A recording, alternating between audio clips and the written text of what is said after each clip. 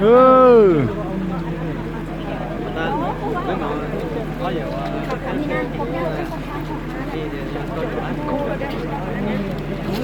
น้อยจุยนเดือ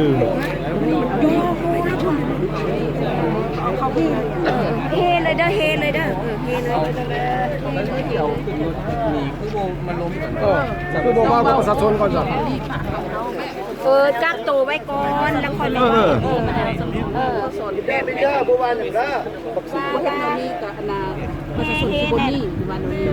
บ่เอาให้เฮาเสนอให้กักตัวไว้ก่อนแล้วค่อยว่าเนาะคันบ่ซัดสิเฮ็ดจังได๋เว้าก็บ่แล้วจักเทื่อ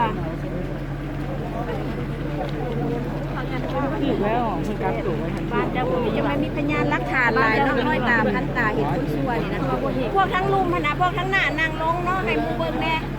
พวกทั้งหน้านั่งลงเด้อให้หมู่เบิ่งแน่พวกทั้งหน้านั่งลงให้หมู่เบิ่งแน่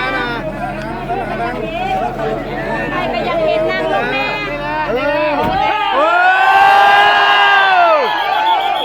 ตายลูกป้าตายลูก